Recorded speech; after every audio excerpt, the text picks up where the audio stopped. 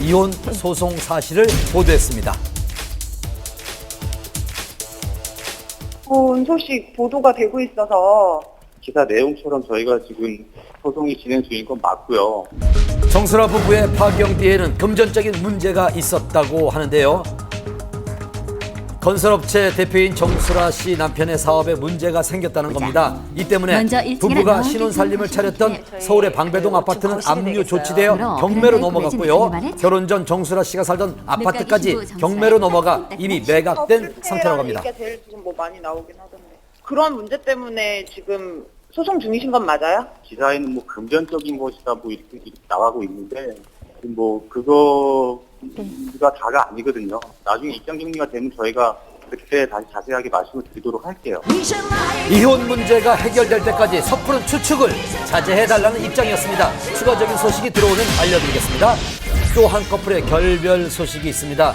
배우 이선정 씨와 LJ로 알려진 방송인 이주연 씨의 이혼 소식입니다.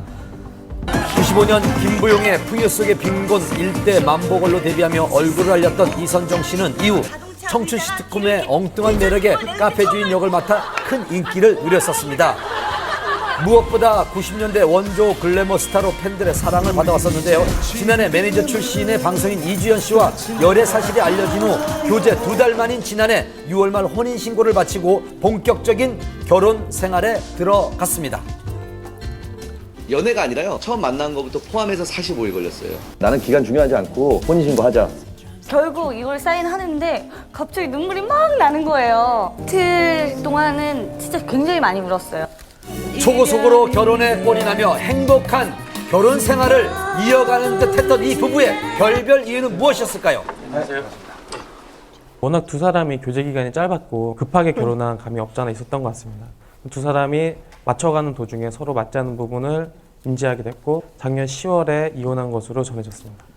이혼설 보도 이후 새삼 이 부부가 방송에서 보여주었던 모습도 화제가 되고 있는데요. 자기보다 좀 약간 성격이 차이가 있는 것 같아요. 에이, 뭘 성격 차이야. 정신병 없다니까, 너. 일단 가봐. 아우 말 진짜 많아. 이주연 씨는 지난 7월 SNS를 통해 이혼을 암시하는 의미심장한 글을 게시하기도 했습니다. 현재 두 사람 모두 일체 외부와의 연락을 끊은 상태입니다. 전원이 꺼져 있어 음성사서음으로 연결되며 이혼 사실이 알려지면서 이혼 후에도 두 사람이 방송에 부부로 출연한 것이 아니냐는 의문도 제기되고 10월에 있습니다. 이혼했다는 얘기도 나오고 있는데요. 만약 그렇다면 올해 초에 여러 예능 프로그램에 출연하면서 다정한 모습을 보였던 것이 더욱더 놀라움을 주고 있습니다. 당시 제작진 같은 경우에는 두 사람이 전혀 이혼한 줄 몰랐다 또는 이혼하지 않았던 것 같다라고 얘기하고 있습니다. 아직까지는 의문에 쌓여있는 두 사람의 결별, 하루빨리 아픔을 딛고 다시 만나기를 바랍니다. 정말 급하게 법정에서 왔습니다. 생방송 불과 몇 시간 전 결국 성폭행을 당했다는 증인이 법정에 출두하지 않은 채 고영욱 씨의 공판이 사실상 마무리됐습니다. 최후 변론 생생히 담아왔습니다. 징역 5년, 신상정보 공개 고지 7년, 전자발찌 부착 10년형을 받은 고영욱. 조금 전 오후 4시, 고영욱의 항소심 4차 공판이 열렸습니다. 저는 지금 고영욱 씨의 항소심 4차 공판이 열릴 서울 고등법원 앞입니다. 오늘 공판이 선고전 마지막 공판이 될 거라고 하는데요. 특히 A양이 증인으로 출석할지 여부에 대해서 관심이 집중되고 있습니다. 항소심에서 고영욱은 3명의 피해자 중 2사람에 대한 성추행 사실만 인정했고 A양에 대해서는 주고받은 문자 메시지를 증거로 제출하며 혐의를 부인했습니다. 이에 고영욱 측은 피해자 A양을 증인으로 요청해 놓은 상태였는데요. 고영욱 씨에게 피해를 당했다고 주장했던 그 여성은 오늘 법정에 출석을 하지 않았습니다.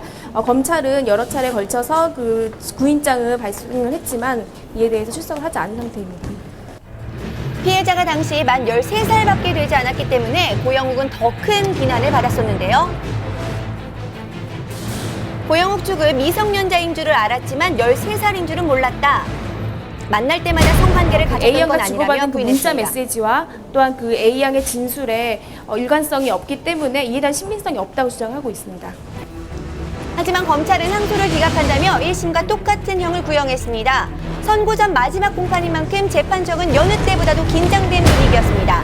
오늘 일단 재판은 마쳤고요. 이제 선고만 남았습니다. 마지막으로 저희 최후 변론하고 고영욱 씨도 마지막으로 재판장님한테 하고 싶은 말씀 하고 재판 끝났습니다.